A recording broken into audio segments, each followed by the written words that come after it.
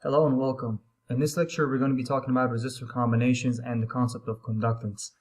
The contents are written here, and before we go ahead and delve in, let's just briefly motivate or get a motivation for why we need to pursue this lecture. So far we've looked at basic circuits containing resistors and voltage and current sources, and we've applied KCL and KVL and Ohm's law to be able to find the currents and voltages at various nodes and through various elements. But so far we have not seen how to deal with resistors that are configured in not a simple way, not in just series. We've seen a few resistors that are either in series or very simple cases, but suppose we see a resistive network such as the one shown here. The question here is, what is the equivalent resistance looking into terminals 1 and 2? If I were to apply a voltage here, label it VT, if I apply that across these terminals and I measure the current IT here, what I would find is that our equivalent is the voltage VTest over ITest. That is my equivalent resistance looking into these terminals. Now you might ask yourself, why do we want to find the equivalent resistance looking at these terminals? And the answer is that in this field, in electrical engineering, what we need to do is to simplify large circuits into smaller equivalent circuits so that we can deal with them easily, and so we can reduce the time it takes to compute the solutions that for the variables we're looking for. So as we go forward, we're going to need to simplify circuits down because they're going to get more and more complex, and we're going to need to get good at this skill. So when you find the equivalent resistance, you're going to find it in terms of these variables, these other resistors. There's going to be some relationship that relates these resistances, these variables, to the equivalent resistance. And our goal is to pursue this, and this video is limited to only series and parallel resistors. For other combinations, we're going to get to those in the video after this one. Now, just to give you a little bit of a foreshadowing, there are going to be some theorems that are going to become very useful for us, and they're going to simplify circuits for us and reduce the analysis time. Now, a special case of those circuits that we're going to deal with is just a resistive network. So to generalize what I described here and make it any resistive network that is only in series and in parallel, that's the only condition here. That's the constraint here. So if the resistors are configured in any way, or there's any number of them and they're configured only in series or parallel, we should be able to, by the end of this video, learn how to find the equivalent resistance looking into the terminals 1 and 2. So without further ado, let's go ahead and talk about a very simple case of two series resistors in series with a voltage source with a value Vs. So as you can see here, I've designated the polarities here, plus and minus for V1 and V2, the voltage drops across R1 and R2. And let's just go ahead and do a KVL, and our aim here is to prove that we want to prove that the equivalent resistance looking into terminals 1 and 2. So if I were to so I did this backwards, so I should really be doing it this way.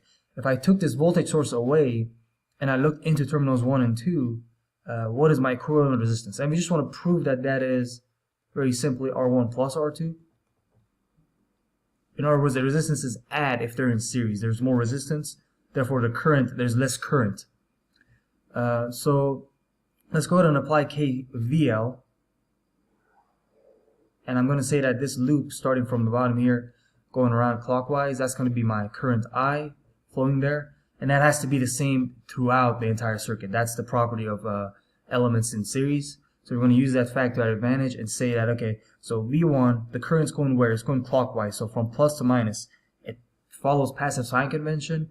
Therefore, it's going to have a positive sign. So it's going to be I times R1. That is the voltage here. Similarly, for V2, I'm going to write it again with R2 in there. And I'm going to now apply KVL, so I'm going to start at the bottom here and go up, and I'm going to see a rise in potential. So I'm going to see a minus sign first, and I'm going to say minus Vs.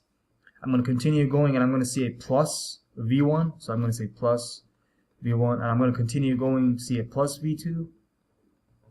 And finally, I return to where I was and set that all equal to 0. That's simply conservation of energy. It's telling you that whatever this voltage is, it's going to get distributed somehow across these elements.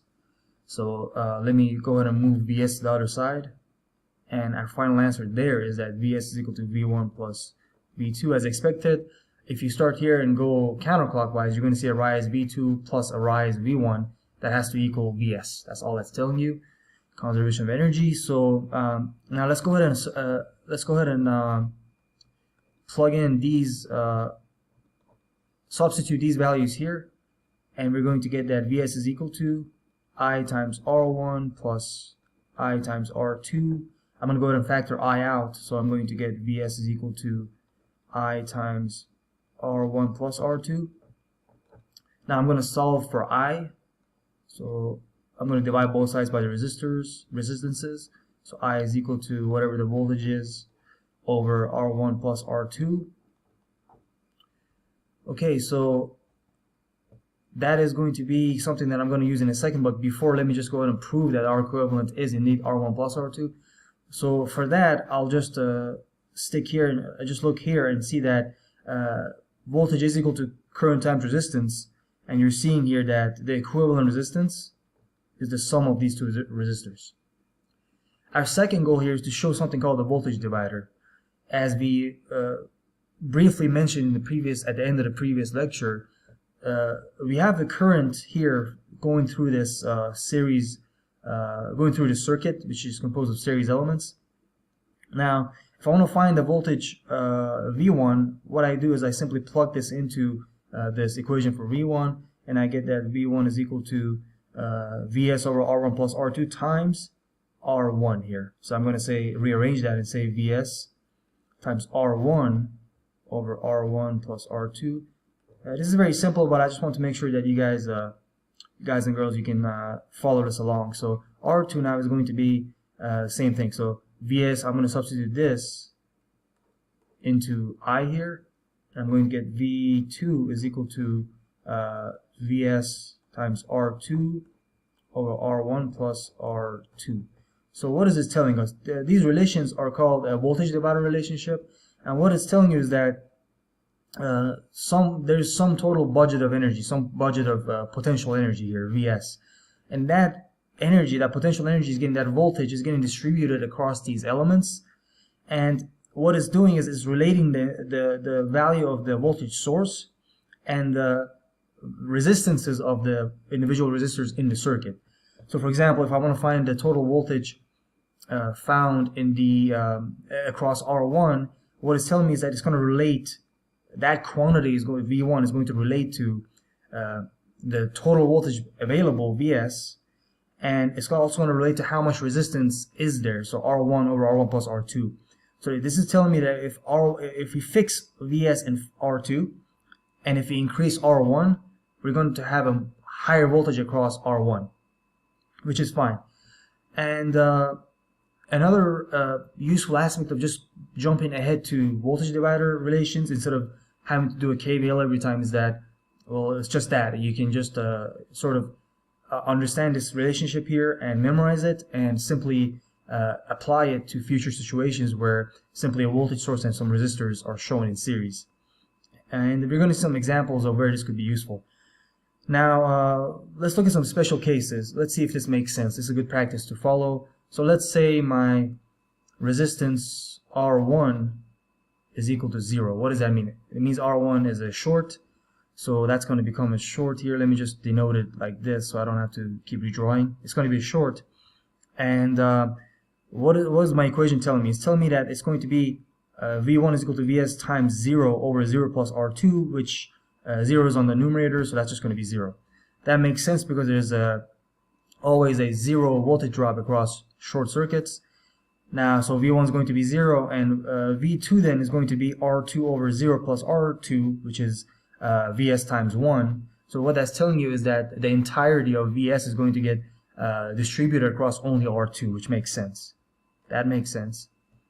And in the case that and that's similar for R2, so I won't do that case if R2 is 0, but I will do a case where R1 is equal to infinity. What does that mean? That means that R1 is an open circuit, so or I'm going to open these terminals, so I'm going to make it look like this, so I don't have to redraw. It's going to look something like that. I'm going to take this resistor out.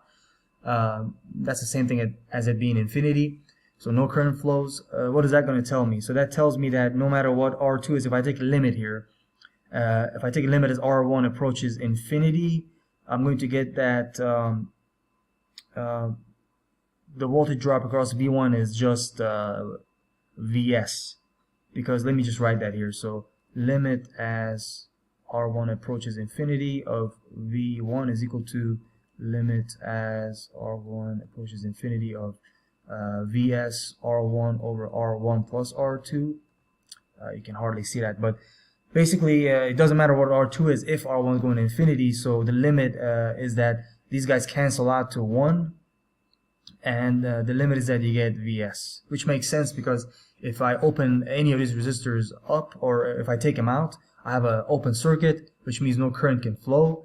And if no current can flow, if you look at these across the terminals here, you'll see that the entire voltage drop, you're just basically measuring the voltage there. You're not getting any current out of it.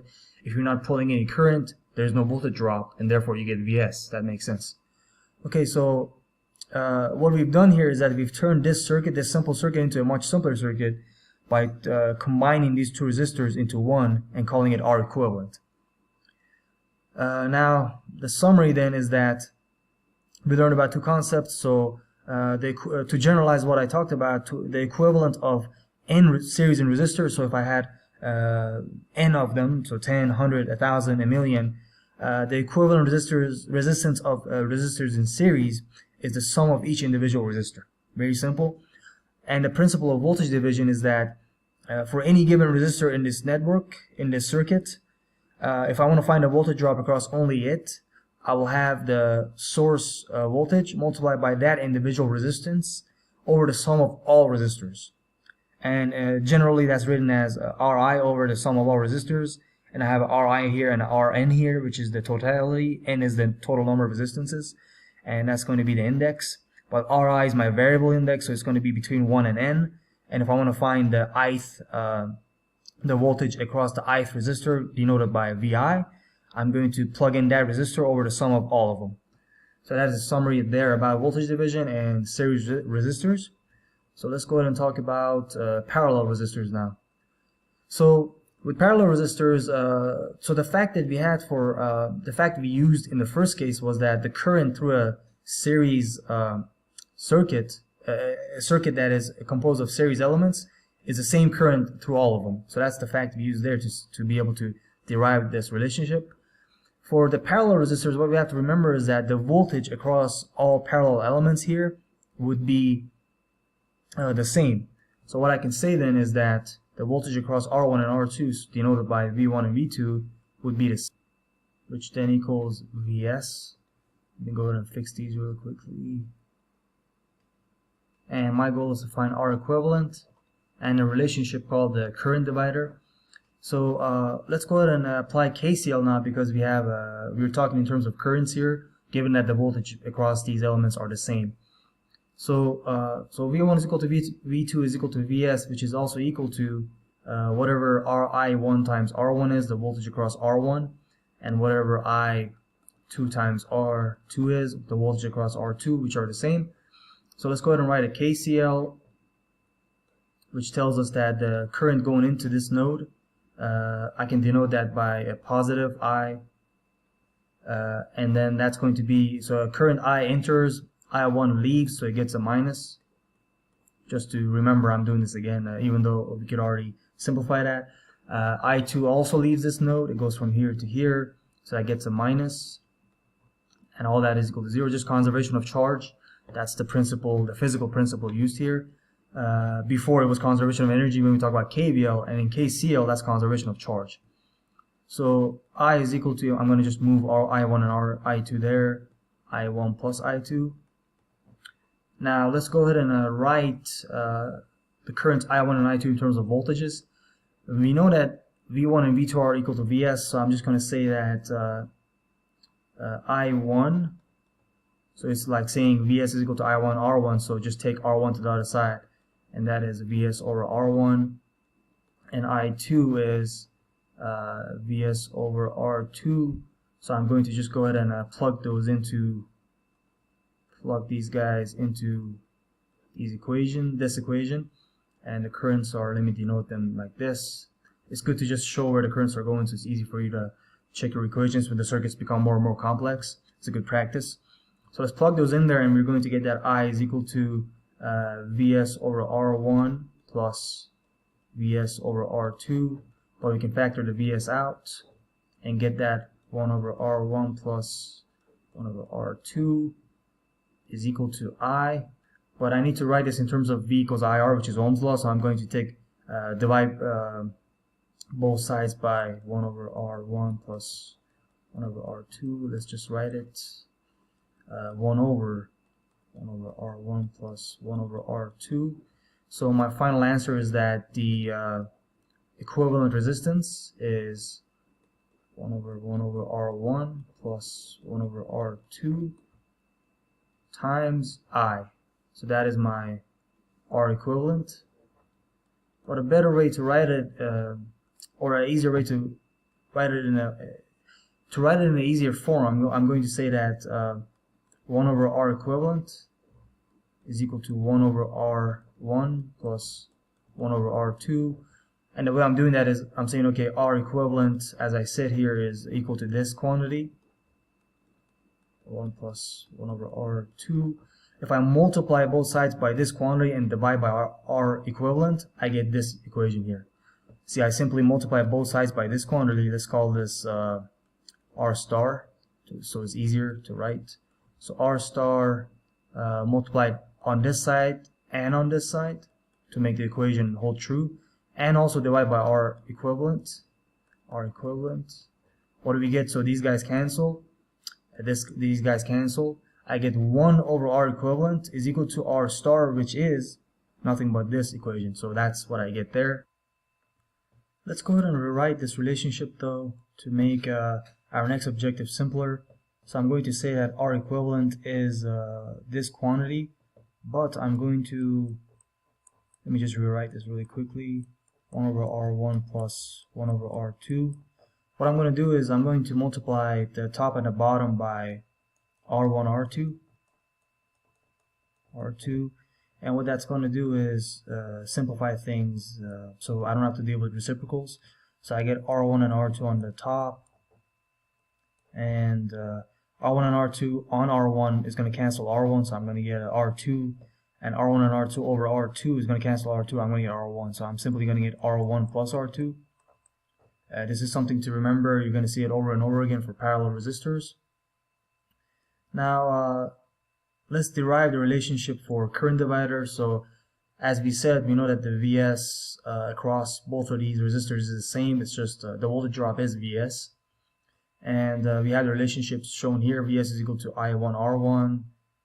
Let me write that again here. Vs is equal to I1 R1, which is equal to I2 R2, and we found the relationship as shown here. Let me write that again as well.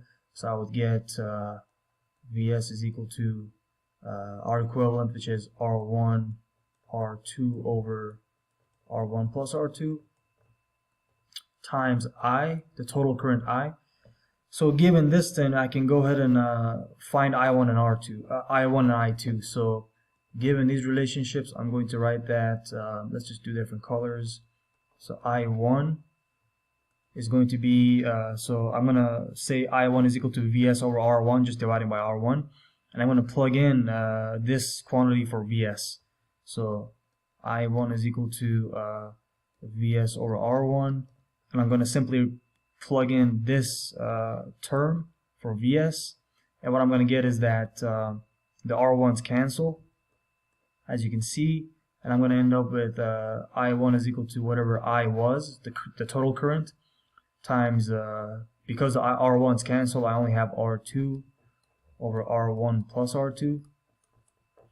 And I also get that I2 is going to be, I'm going to do the same thing and plug in let's say I2 is equal to Vs over R2. Plugging it into there, I'm going to cancel R2s because there's R2 on the bottom, and the Vs here, there's a R2 on the top.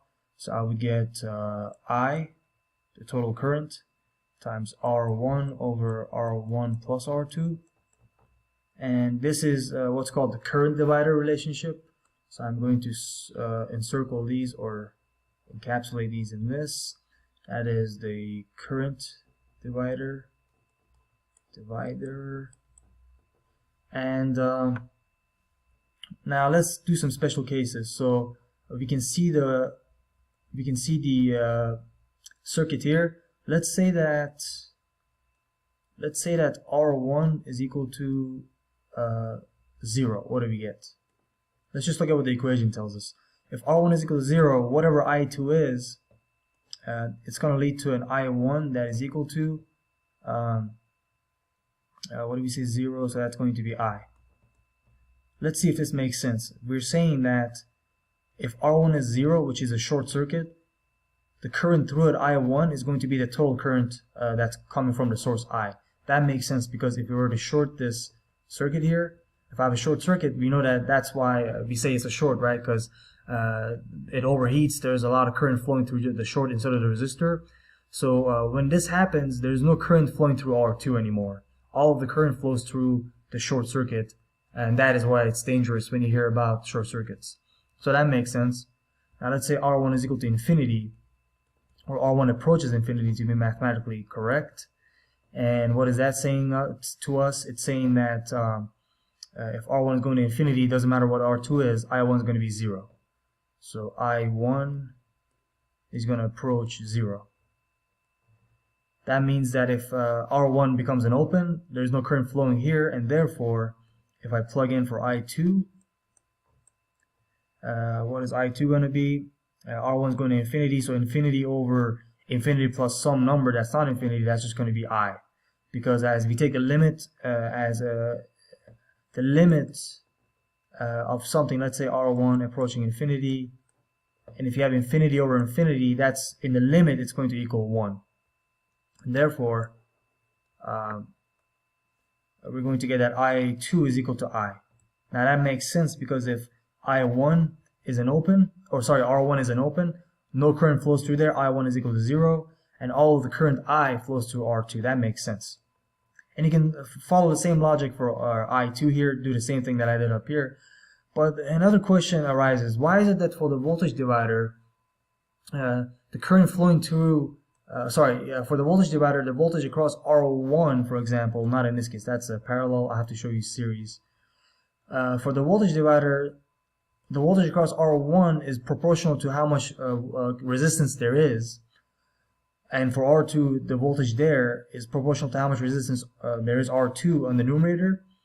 But for the current divider, why is it that for I1, the current flowing through the R1, that depends on what R2 is, and vice versa. For I2, it depends on what the resistor R1 is. I want you to go ahead and pause the video and think about that and see if you can answer it, and then I'll go ahead and tell you the answer. So I'm assuming that you've given it some thought, and I'm going to tell you the answer now. So let's look at this. If I have some total current I flowing into some network, 2 resistors here, we'd see later on that if one resistor gets huge, if this approaches infinity, what do we know? We just said that the total current is going to flow through the other resistor.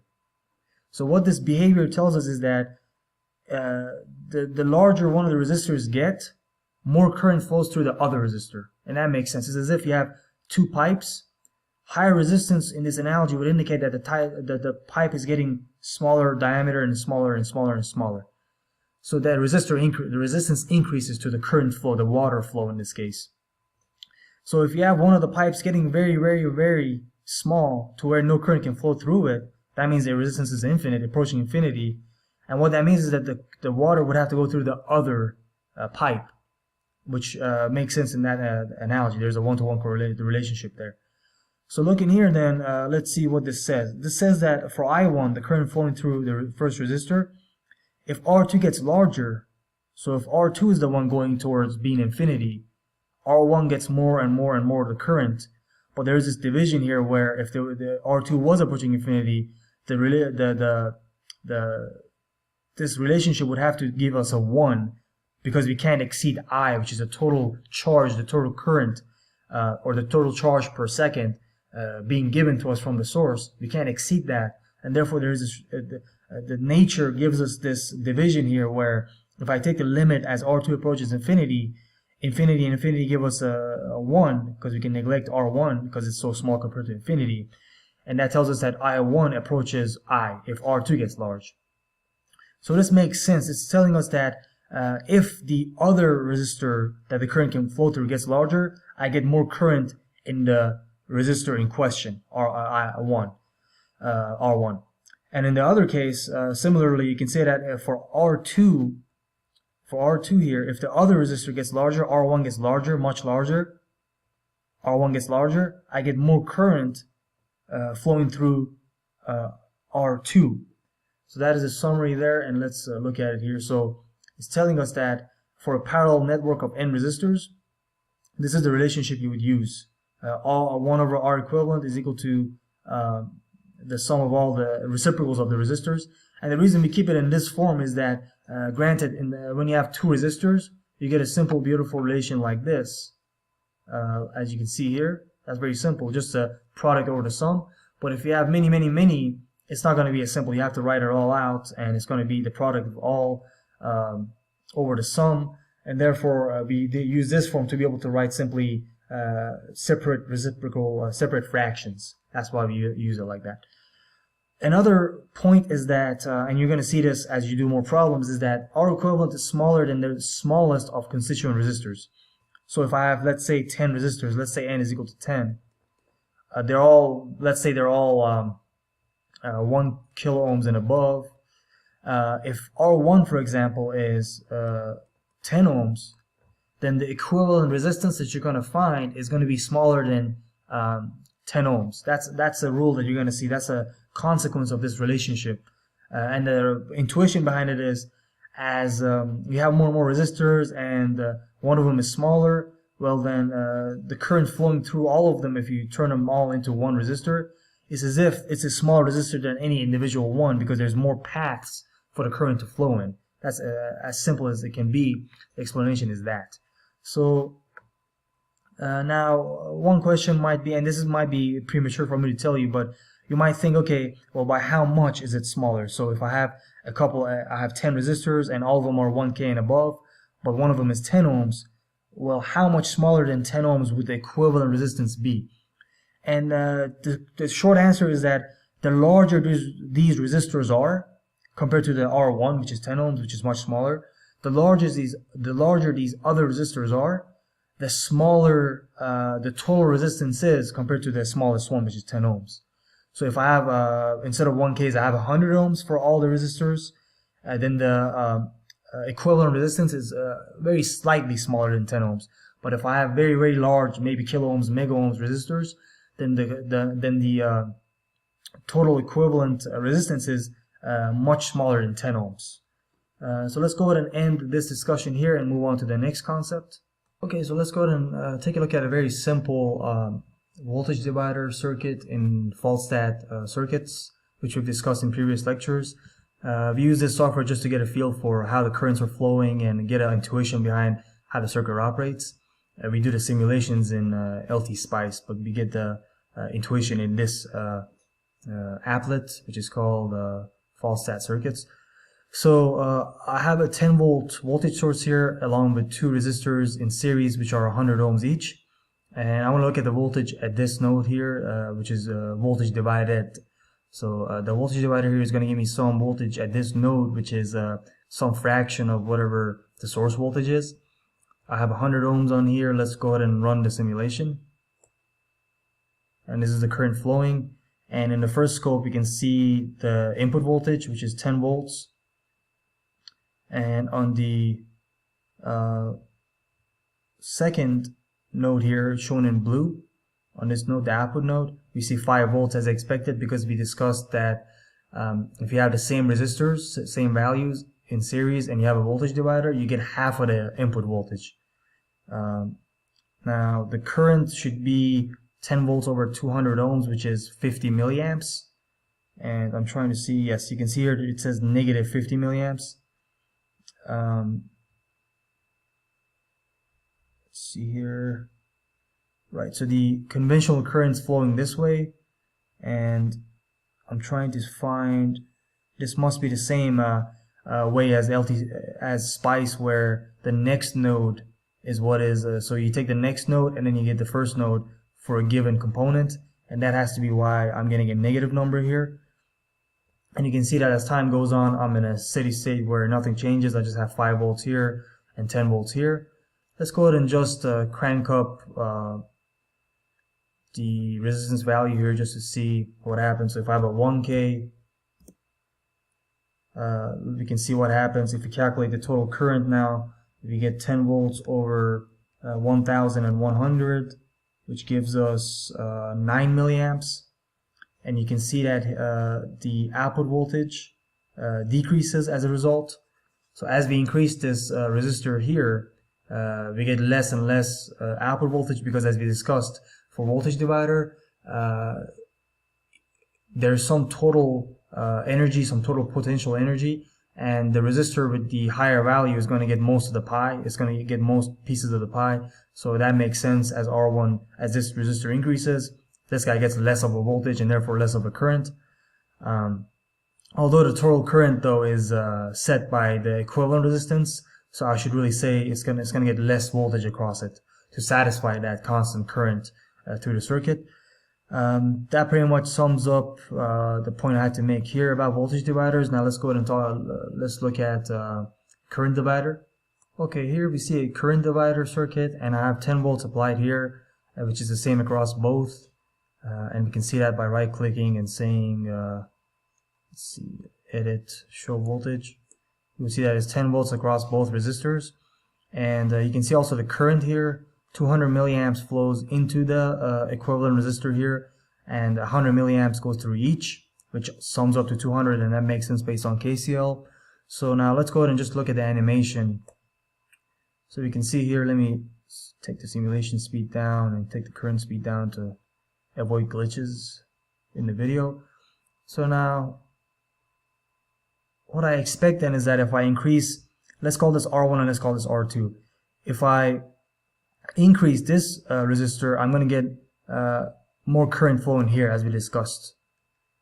I'm going to give it more resistance, and therefore I should get more current on the other side, on the resistor. So you can see here that the total resistance is now higher as a result of this combination of resistors. So I reduced down to 150 milliamps, but 100 milliamps flows through here, while only 50 milliamps flows here. And if I increase it even more,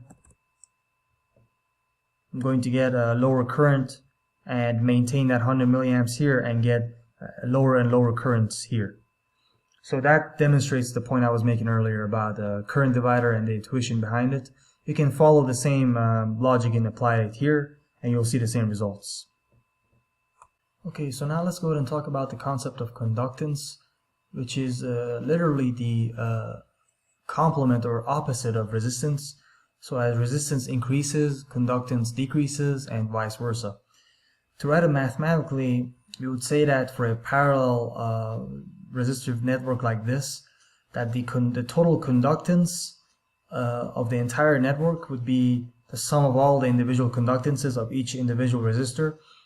And each individual resistor, its conductance would be the current through it over the voltage across it. That is exactly the reciprocal or the opposite of resistance, which is the voltage across, resistance would be some voltage over the voltage across it over the current through it, whereas the conductance is the current through the resistor over the voltage across it. So really R is equal to 1 over G, and G is equal to 1 over R.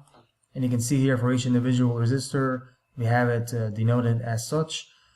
Now for elements in parallel, the equivalent conductance would simply be the sum of each individual conductance. such that the total current I, let's call that I here, the total current going through the equivalent resistance or equivalent conductance would be the equivalent conductance times the total voltage across each element, which is Vs in this case. So in other words, if you go ahead and for some resistive network where we have multiple resistors, it's not as convenient to keep combining them in parallel and then doing it. If you want to find a total current through it, you would simply just follow this equation by first finding the individual, the total equivalent conductance, and then since we know the voltage source typically, the value of it, we could find a total current and then go from there. So let's look at an example here to solidify this. It's asking us to find the equivalent conductance of the entire network, the current through R1, and also the total current through R2, R3, and R4 as an equivalent circuit. So the first thing we should do is turn the circuit into an equivalent circuit, which consists of some voltage source. Oops, that should have been red. Some voltage source that is the same Vs with the same 10 volts that is going to a total equivalent resistance, which we're going to characterize not by its resistance, so let's call that R equivalent, but we're going to use the equivalent conductance, which is simply 1 over Req, as we discussed. So the equivalent conductance would be 1 over the first resistor, which is 1 over 10, plus 1 over the next one, 1 over 100, plus 1 over 1k, plus 1 over 10k. K is just 1,000, as we discussed before. So the sum would then give us, let me look at my calculator, I had it earlier. We had, what you're going to end up getting is 0.1111 Siemens, or 1 over ohms, so I'll just use S, which is for conductance, Siemens. And what you end up getting, so that's your G equivalent, which is for the first part, so 0.1111 Siemens. Let's box that. Part B is asking us the current through R1. So what we can do there is first we can find the total current. I should have wrote that in there. First we should find the total current flowing through the entire network, which is I, let's call it I, lowercase I, and that is going to equal total conductance, equivalent conductance, GEQ times the total voltage Vs. That is equal to 0.1111 times 10 volts, which gives us 1.111 amps. So that is the total current going through the circuit. Let's write that again and box that also. I should have included that in the options. Let's not call this B because it's not asked for. Let's call the next part B. So it's asking us to find a current through R1 and find a total current through R2, R3, and R4. The simple way would be just to find the use the voltage over the resistance to find the current, which would give us 1 amp. But let's do it a different way. Let's just go ahead and find the total, because the point of this exercise is to deal with conductances. So let's just go ahead and do part C in pursuit of part B. So I'm going to have 2 resistors now, 2 equivalent resistors, and one is going to be my R1 and one is going to be my R equivalent, which is now, I'm going to call it R1 or R2, 3, 4, because it's the equivalent of all of these resistors. and I have my R1, which is still 10, shouldn't change. So I'm going to use the conductance here, and that's going to give me, let's see, the conductance of G of 2, 3, 4 is 1 over R 2, 3, 4, which is equal to 1 over 100, 1 over 1K, and 1 over 10K. Let me go ahead and plug that in. I don't have it ready. 100, oops. It's 1 over 1,000 plus 1 over 10,000. And I would get that the conductance is 0.0111 Siemens. And the current through this part, so I is the total current, which is 1.111 amps as we found here. The total current here then is going to be I234, and I234 is going to equal the equivalent conductance, which is 0.0111 multiplied by the voltage across it, which is 10 volts. I should have it here, 10 volts, and that gives us 0.111 amps or 111 milliamps. That is my final answer there. Let's box that also. And that makes sense because the currents add up to be 1.111, because we have 0.111 flowing here and 1 amp flowing here, and the sum would equal 1.111 as shown here. And this makes sense because the smallest resistor is the 10 ohm resistor, so it gets most of the current, and the combination of all these other resistors gives us some smaller current, as we discussed previously. So let's go ahead and look at the simulation. We don't have to go to LT Spice for this because it's just too simple, and we can just go ahead and get intuition here with the fault stat circuits at. So as you can see here, we have 10 volts. Seems like it's rounding it off to the first decimal place. So you can see here that, let me slow this down. We have 1 amp flowing through the 10 ohm. We have 100 milliamps through the 100 ohm, 10 milliamps over the 1K, and 1 milliamp over the 10K, and that's going to give us the total current of 1.111 amps as expected. Okay, so in this second example, we were asked to find the equivalent resistance of the circuit below, which is a network of resistors. And this really gets to the heart of, is the goal of this lecture, is to find the equivalent resistance of various resistors that are connected in series and parallel. So the way to do this sort of a problem is to start with at the very end and start combining the resistors in the using the parallel and series combinations that we learned a few minutes ago, and basically just work your way down all the way from this side to the terminals. So what I mean by that is, okay, so we have here all of these resistors that are connected are in series, so I'm going to sum them up. And what I get then is some equivalent resistor for this part, which is going to be 6 ohms. And you can see that I've jumped here and shown that network here now. So everything from here on remains the same. From here to the left side remains the same. But here we have made a simplification and brought it down to 6 ohms. Then I'm going to combine these resistors in parallel. And the way you do that is, so let me just go ahead and summarize what I'm doing. So this is step 1, and in step 1 what I did was I said 3 ohms plus 2 ohms, and let me drop the ohms after this one to simplify. So that's going to give me 6 ohms, and that's the first step. In the second step, I'm going to go ahead and combine these guys in parallel and get it to the next step.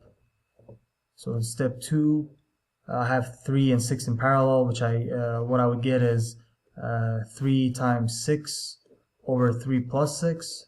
That is the rule we learned for combining 2 resistors. That's 18, and that is 9 on the bottom, so you get 2 ohms. And you see that over here I have a 2 ohm resistor now in place of just these two resistors. Only from this location, I'm going to combine them and get down to the simpler resistor, 2 ohms. From here, I'm going to have another set of series resistors. So these guys are going to turn into series resistors in the third step. So in the third step, I'm going to have 2 plus 5, which is 7 ohms. So I'm going to write that in here, which is 7 ohms. Now what I have left, I didn't write the 3 ohms here, sorry. So it should be 3 ohms, 3 ohms, and 3 ohms. So in this step, I have 7 ohms now. I need to combine these two in parallel and get us to step 4. So step 4, I'm going to have a 3 and a 7 in parallel, so I'm going to use that equation. I'm going to have 21 over 10, which is 2.1 ohms. No problem with a decimal, no problem there. So I have that here, 2.1. Then the last one is the easiest one, which is just again a series, a combination of series resistors. So I'm going to add that and go to the 5th step. So in the 5th step, I'm adding an 8 at 2.1, 5 and 8 are 13, with a 2.1 that's 15.1 ohms. So in summary, what we found is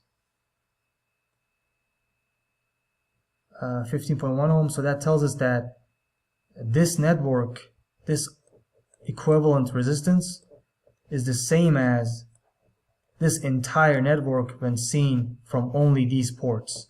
From points A and B, if I apply some voltage V test, if I say that's V test, that's going into here, that's going down here, connected here. Some current I test flows here, I test, and goes back here to the source. What is it telling me is that R equivalent, which is V test over I test, is equal to 15.1 ohms. It's just saying that if I were to apply that voltage and measure the current, it is the same exact behavior as if instead of just this complicated network, I just use a simpler resistor, which is 15.1 ohms, and apply that same voltage source here. That's all it is telling you. Okay, so let's very briefly look at a verification of our answers. So again, I'm not simulating an LT-SPICE because these are very simple circuits. So in FaltStat circuit simulator, though, if you put these two equivalent circuits here and you apply a 1 volt voltage here, you would see that we have the same currents flowing through each series of resistors, or one resistor here, the 15.1, and you would see that the currents and voltages at these terminals 1 and 2, or A and B, these are the same currents and voltages, and therefore these two circuits are identical in terms of voltage and current characteristics at its terminals. Okay, so now let's get started with the quiz. We have 3 problems overall, and you can use your calculator, and you can also use a simulation software after you've completed the theoretical aspect and you found the answer and you want to check your work, and that would be okay. So in this first problem, we are asked to find the equivalent resistance, R equivalent, for the resistor network below. My advice here is to don't get scared by the fact that some of these elements are not exactly rectangular and they're kind of all over the place. My recommendation is that you try to get this into a nice rectangular shape first, and then follow the steps shown in the previous example to find the equivalent resistance. For the second problem, we're also asked to do the same thing but with a different resistive network. My advice here is the same, is to first get the circuit to look like a rectangular shaped circuit. So what I mean by that is that you want to get these resistors to be in a position where you can tell if it's series or parallel, so that it's easier to represent and to solve. And another piece of advice for now, when we're just starting this, is to at every stage just draw the new circuit as you combine resistors. that'll help you track it, and once you get good with it, you can just skip that step and just do some of it in your head, or do whatever you want to do to be able to simplify the process and not make it as tedious. But for now, this is a good practice to have. And lastly, for the third problem, we are asked to find the equivalent conductance, G equivalent, for the resistor below. And what I mean by that is, looking into here, instead of resistance now, let's talk about conductance and find the equivalent conductance. The key point here is that do recall that that conductance is the reciprocal of resistance. So whatever you did before to do resistance, just do the opposite to find conductance. And if it's not clear, you'll see when I solve the problems. So I'm assuming that you've given these a try. We're going to go ahead and jump into the solutions. So I have the first problem here, and what I'm going to do is label these steps. So from 1 to 2, I'm going to call that 1. So the first step, I'm going to look at the circuit and see that it's in a form that I don't really like. I want to make it to a rectangular form that I can make things look like series or parallel resistors. So what I'm going to do is I'm going to move this resistor to the right and make it rectangular and right by the resistor number with the value 4. And the reason I can do that is because by doing this, we have to make sure we don't disrupt the currents and voltages. We can't just arbitrarily change things. We can only make things equivalent to what they would be in terms of IV characteristics, current and voltage characteristics. So by doing this, by moving this 2 ohm resistor here, I'm not doing anything wrong. So I'm taking this node, I'm taking this branch, and I'm just moving the node here, and I'm also up here, I'm moving the node here, and I'm making it a straight line. I've done nothing wrong there. And similarly here, we can see that there's a jump over this wire. So what I'm going to do is take this resistor, move this over here to this node, take this node on the bottom to the left, and make it a straight line. And you're going to see that on the first step. So redraw circuit is my first step. Redraw circuit. My second step is going to be from here to here. And so first, make sure that you understand what's going on here, you're following, and there's nothing fancy going on here, just reorganizing. And from here to here, I'm just going to combine these two resistors. They're in series.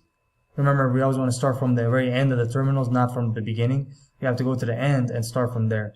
These are in series, so they're going to simply be added. So 3 plus, wrong color. 3 plus 1 equals 4 ohms. And on the next step, I'm going to go from here to here. That's the third step. And I'm going to combine these two resistors. They're in parallel. We recall that if two resistors are the same value and they're in parallel, they'll be half of what each of them is. So that's 16, that's 8.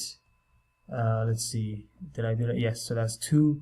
It should be 2 as expected. It will be half of each of these. Then I'm going to go to the next step, number 4. And let's see, number 4. I have a 2 here, and I have a new 2 here, which is shown here. That's my number 4. And what I'm going to do is combine the 2's again. Again, they're the same value, but I'll show it anyway just for early stages. That's a 4, that's a 4, that gives me a 1. That's half of each individual 2 ohm resistor. That makes sense. Let's go to the next step. So that's what we did, step 4, that's the 1. Then we go to step 5. We're going to add these because these are in series. Let me write that, step 5. We're adding these two, they're in series, very simple. We're going to get a 5. There's a 5 ohm resistor. That is my 5th step. My 6th step is from here to here.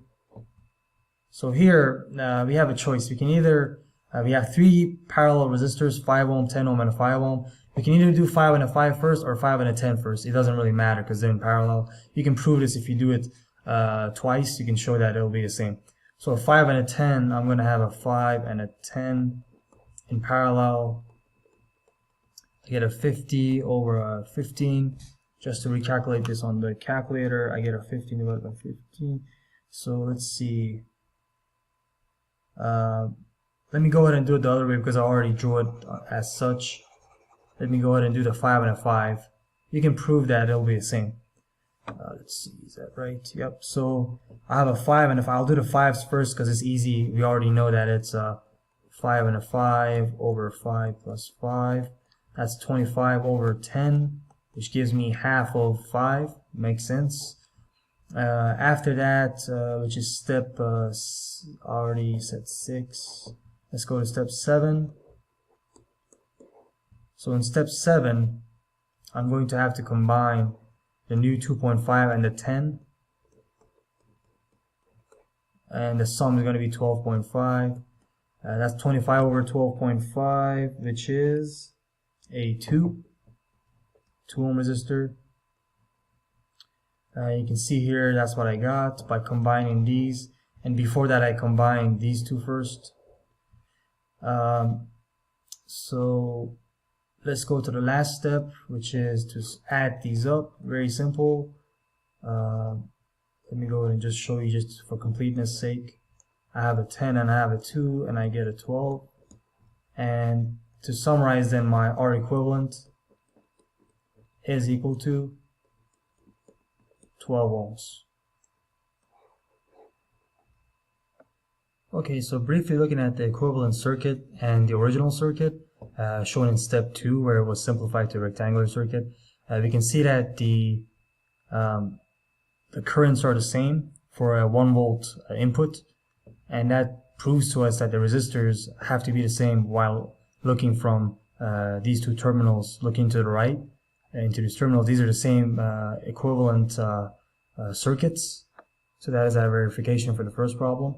Okay, so for problem 2, we're going to do the same thing. We're looking for the equivalent resistance, and therefore we're going to simplify it as much as possible first before beginning the process of solving this circuit.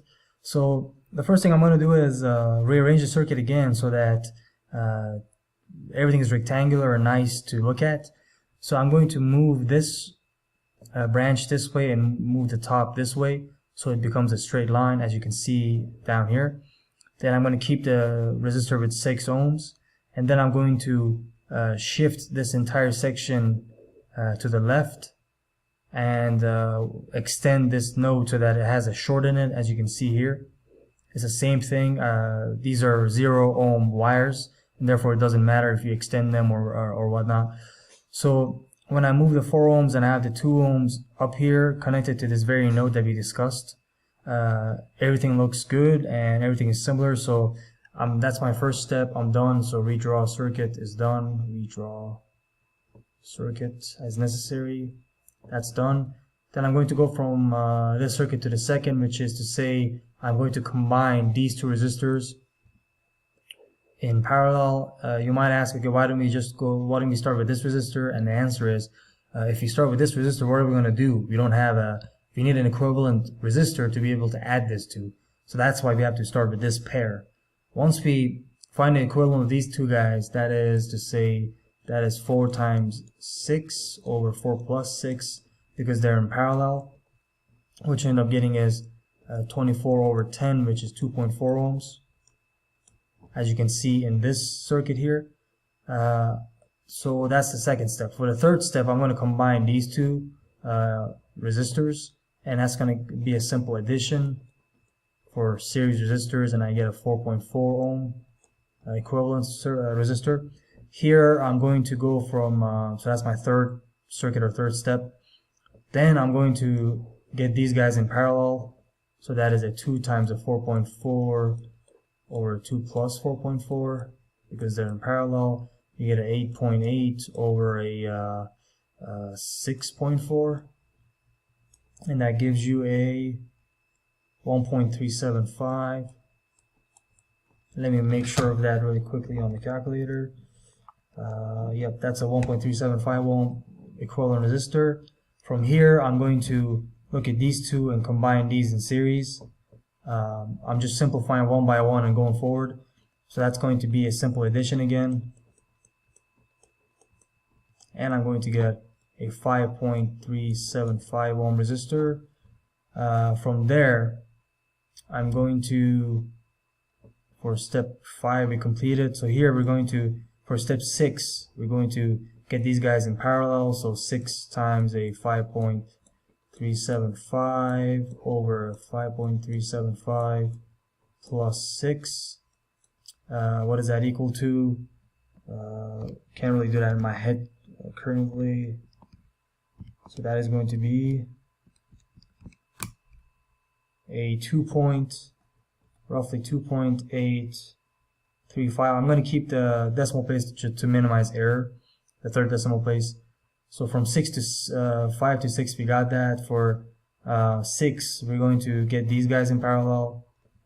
So 20 times 2.835 over 20 plus 2.835, which is roughly equal to, I have the answer down there, that's a 2.483.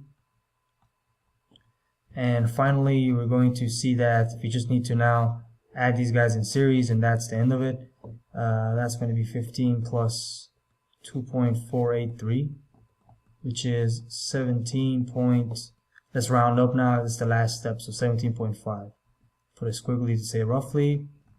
That is my final answer. So R equivalent is roughly equal to 17.5 ohms.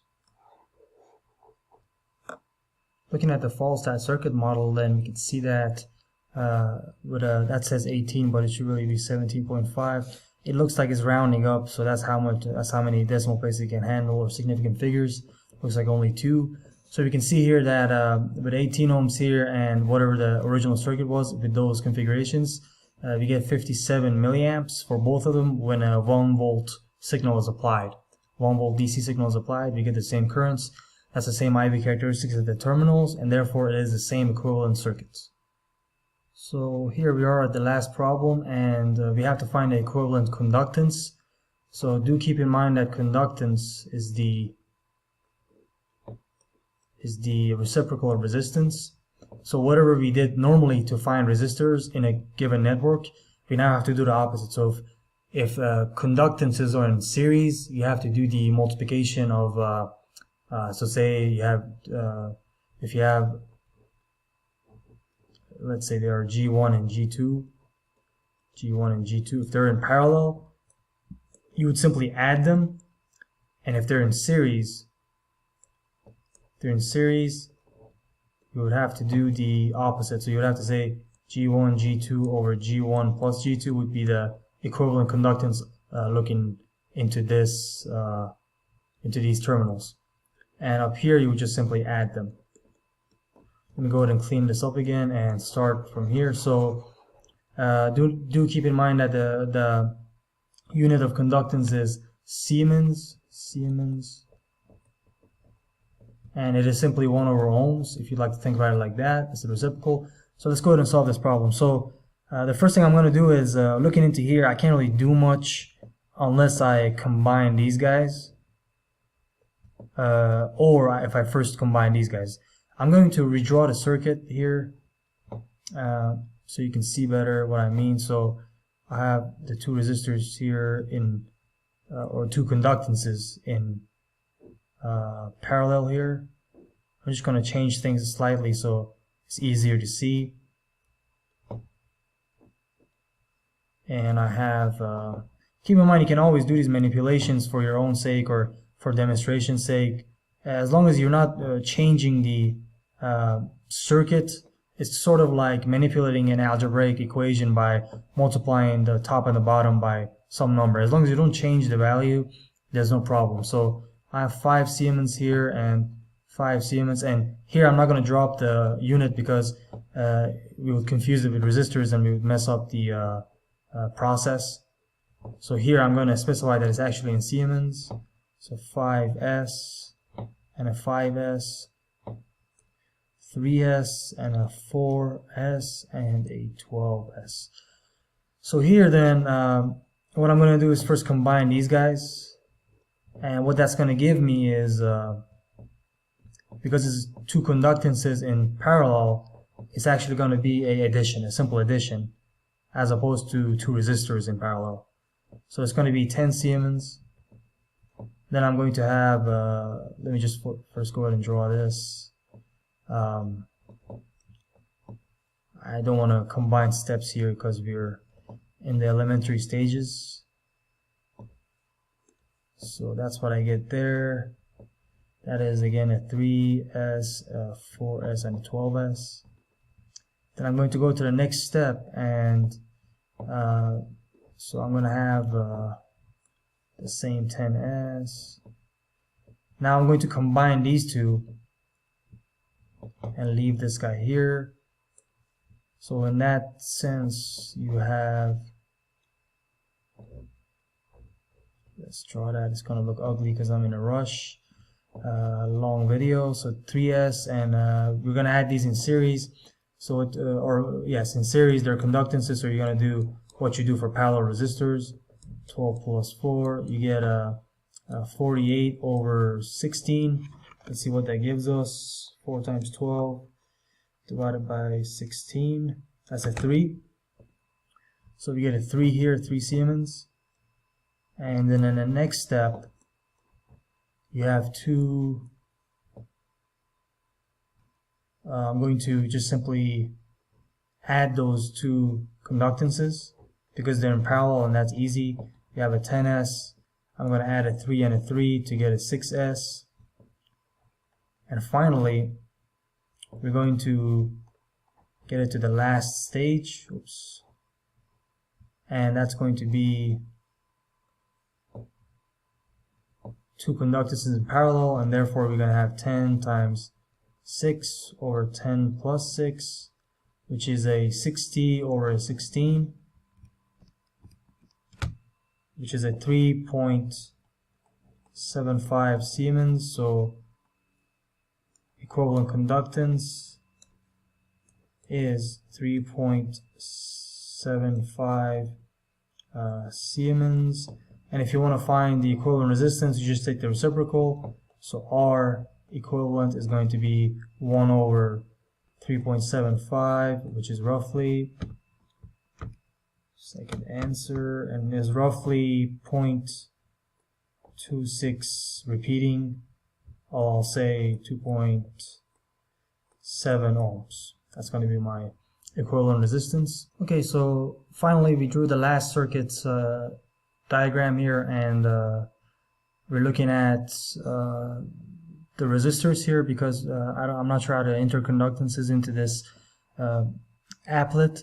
So what I've done is I've simply taken the reciprocal of the conductances. So this used to be 5 Siemens. I did 1 over 5, which is 0.2 or 200 milli ohms. And same thing for the rest of these. And what you find is that for a 1 volt input, I get a 3.8 amp current flowing through the entire circuit. And here I have for a 1 volt input or a 1000 millivolt input, I have a 3.8 amp current flowing through the equivalent resistance. And that is the conclusion of this lecture.